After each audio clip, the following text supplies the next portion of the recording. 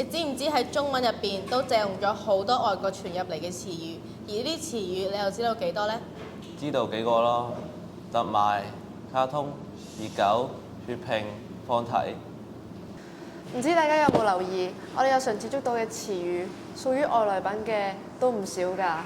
下面有一段文字，有12個詞語都係進口貨，唔知大家分唔分得出呢？小桃穿上今年最流行的迷你裙，準備跟媽媽去看芭蕾。到了劇場，卻發現演出取消了，只好改去附近的博物館參觀。走得累了，媽媽到小賣部給小桃買了一份三文治和一瓶可樂，自己則要了一杯咖啡。看着還有時間，他們回家前還參加了一個食物營養講座。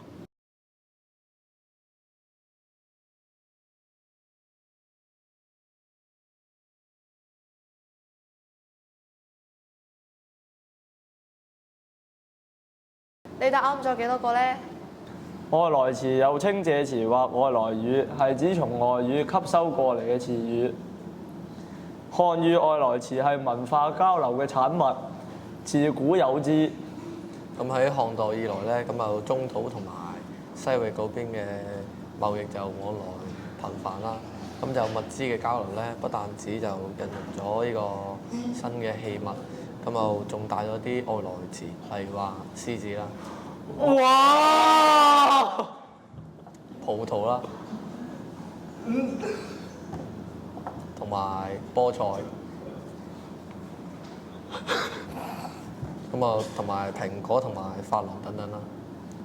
元清兩代蒙古族、滿族先後入主中原，漢語詞彙增添了不少源自蒙語和漢語的外來詞。我哋平時食嘅馬仔、沙琪馬就係其中一樣。沙琪馬係源自於滿語，原屬於滿族嘅糕點。其實喺中文裏邊有唔少係嚟自佛教嘅，而佛教喺漢朝傳入中國之後，佛、羅漢等佛教詞彙都開始隨之而嚟。到咗魏晉、隋唐嘅時候，源自於梵文嘅字詞亦都多不勝數。隨便嗰個例子啦，唔知大家有冇聽過一剎那呢3個字呢？一剎那之間嘅時間極短，而呢個反而係古印度最少嘅計時單位。另外喺現代漢字當中，世界、絕對、相對、平等呢啲普通嘅詞語，其實大部分都係來源於佛教。自明清時期嚟中國宣教嘅傳教士，將西方嘅科技、藝術引入咗中國。隨着西學嘅東漸，大量西方嘅詞語融入咗漢語嘅詞彙入邊。例如源於法語嘅芭蕾、香檳、沙龍，以及來自英語嘅咖啡、啤酒、雷達同埋馬拉松。近代傳入嘅外來詞咧，多數都係嚟自日本嘅，而中日文化交流歷史悠久啦，而詞彙互借嘅情況係相當普遍。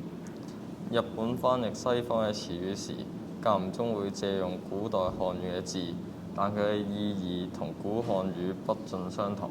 例如法律、廣場、建築、進度、會計、社會、市場、體操、投機、銀行、知識等常用詞語，原來都係源自於日本。外來詞係漢語詞彙重要嘅組件，呢啲新詞語不但只可以令到我哋言語更加豐富多彩，更係中外文化交流嘅證明。